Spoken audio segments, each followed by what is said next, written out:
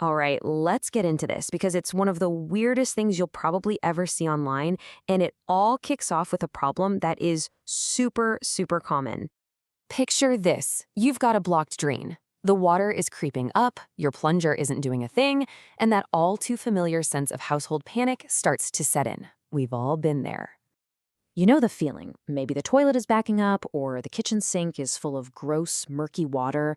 It's just one of those mundane frustrations of being alive today. So what do? What do we all do?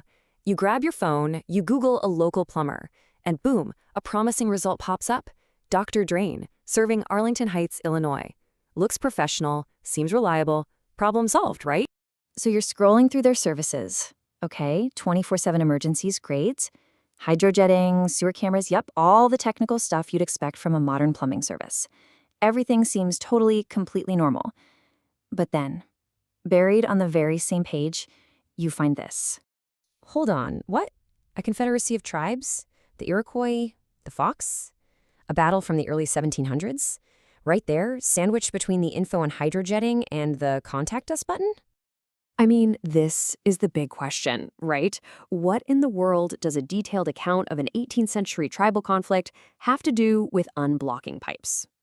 So, to get to the bottom of this, we kind of have to unpack the two completely different stories that are somehow living on the exact same webpage. And this is where it gets really wild. On the one side, you've got the services of Dr. Drain, your hydrojetting, your router services, and on the other, the history of the actual land they work on. A Potawatomi Tamp, the 1833 Treaty of Chicago. It's like a digital ghost, a story of the past literally haunting the present. And the crazy part is, the website itself lays out this entire tragic story. We learned that the Potawatomi people controlled this land, had a seasonal camp right there. But then, boom, 1833, the Treaty of Chicago changes everything. The land is handed over, settlers pour in, and sacred burial sites are just destroyed to make way for farms. I mean, this isn't some generic history lesson. It's a really specific and frankly painful story of displacement. And get this, the plumber's website actually gives us the numbers. The U.S. government paid the Potawatomi about 15 cents an acre for their ancestral land.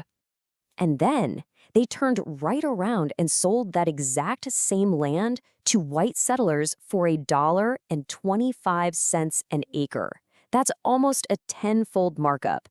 So you realize the very foundation of this modern community was built on this pretty lopsided transaction. And the history lesson doesn't just stop in the 1800s. Nope. The website keeps going, tracing the story right into the 20th century, talking about the suburban boom that turned this former Potawatomi land into the Arlington Heights we know today. Okay, so we've got the what, this completely out-of-place history lesson on a plumbing website, but we still don't have the why. And the answer, as it turns out, has nothing to do with history. It's all about technology. The likely culprit here is something called SEO, or search engine optimization. Basically, it's the whole game of trying to get your website to show up at the top of Google. It's the reason why when you search for something, some results are on page 1 and others are on page 10. So here's what probably happened. And it's a little clumsy, to be honest. Step 1, you want to rank high for the search term Arlington Heights. Okay, simple enough. Step 2, how do you do that? Well, you need content about Arlington Heights. So you find some, maybe from Wikipedia or a local history site, and you just copy and paste it right onto your service page. The hope is that Google's algorithm will see all this local text and think, hey, this site is super relevant to Arlington Heights, and then push it up in the rankings. And this just perfectly captures the bizarre result, doesn't it? A really complex, painful history, a story about a people being forced off their land, gets stripped down, and repurposed. It becomes a tool for digital marketing, just a chunk of text to try and get more calls about clogged sinks. But this whole thing, this weird little digital accident, it actually points to something much, much deeper than a blocked drain. It's like a little window into how our world is layered. Think about it. Just like there are old pipes running unseen under your house, there are these layers of history running right beneath the surface of our modern lives. Most of the time, they stay buried. We don't see them. But every once in a while, a weird digital glitch like this happens, and a piece of that history just bursts through to the surface.